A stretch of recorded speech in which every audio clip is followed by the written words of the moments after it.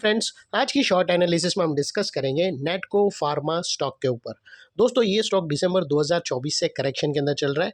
Overall अगर आप देखो तो ये स्टॉक ने 2 महीने पूरे करेक्शन में बिता दिए और करेक्शन में भी दोस्तों स्टॉक ने यहाँ पर दोनों तरह का करेक्शन दिया, प्राइस वाइज, टाइम वाइज दोनों। प्राइस वाइज करेक्शन के अंदर स्टॉक डाउन साइड करेक्ट हुआ और टाइम वाइज करेक्शन के अंदर स्टॉक साइडवे कंसोलिडेशन करके एक स्ट्रॉन्ग बेस बनाया और अल्टीमेटली इसको ब्रेकआउट किया है।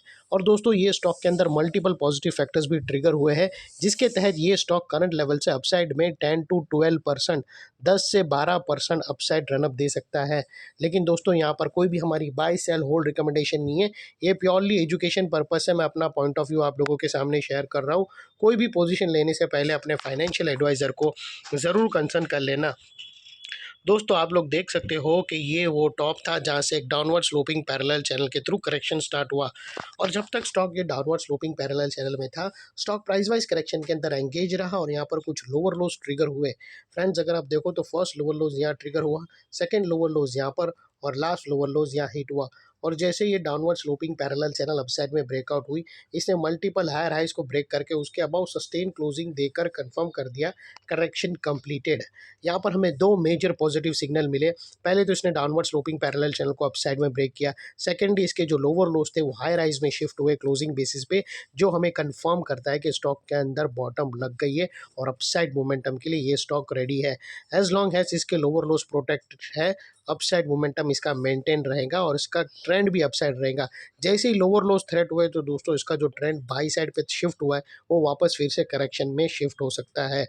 और दोस्तों, बात कर लेते हैं यहाँ पर डाइवर्शन की। तो फ्रेंड्स, अगर आरएसआई डालकर मैं आप लोगों को बताऊँ तो आपको यहाँ पर क्लियरली पॉजिटिव डाइवर्शन विटनेस होगा।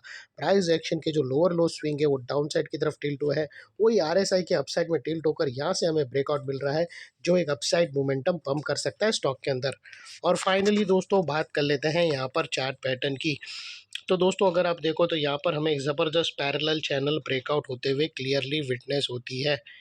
और दोस्तों, ये जो रेंज है तकरीबन 10 से 12% की है, जो ऑलरेडी ये नेकलाइन से ब्रेकआउट हो चुकी है और अपसाइड में स्टॉक का जो टारगेट निकल कर आता है वो तकरीबन दोस्तों 1470 के आसपास आता है। और बीच में दोस्तों कुछ रेजिस्टेंस है जो ये स्टॉक फेस करेगा, जिसको हम ब्लू में कर देंगे। और दोस्तों, बात कर लेते हैं स्टॉप लॉस की। तो यहाँ पर मल्टीपल ऑप्शन अवेलेबल है, आप अपने एडवाइज़र को पूछकर ब्रेकआउट कैंडल के लो के नीचे क्लोजिंग बेसिस पे स्टॉप लॉस रख सकते हो या फिर नियरेस्ट लोअर स्विंग।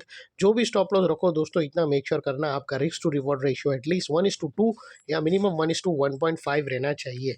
और फाइनली दोस्तों, नेकलाइन के पास का ये एरिया बहुत ही इंपॉर्टेंट प्ले करेगा, बिकॉज मल्टीपल पॉजिटिव फैक्टर्स यहाँ पर ही एक्शन में आते हुए मिले। यही एरिया पे हमने डाउनवर्ड स्लोपिंग पैरेलल चैनल को अपसाइड में ब्रेकआउट होता हुआ देखा, लोअर लोज हमें हाई राइज में शिफ्ट होते हुए मिले।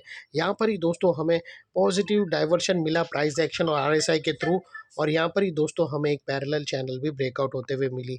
तो वो लिहाज से दोस्तों, नेकलाइन का ये एरिया जो अभी तक एक स्ट्रॉन्ग रेजिस्टेंस था वो अल्टीमेटली स्ट्रॉन्ग सपोर्ट बनकर खड़ा है।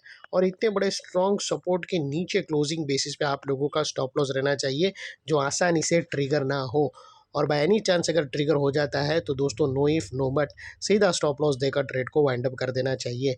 ये थी हमारी सिंपल एनालिसिस फ्रेंड्स। अच्छी लगे तो प्लीज़ चैनल को लाइक शेयर सब्सक्राइब ज़रूर करना। Thank you. जय हिंद।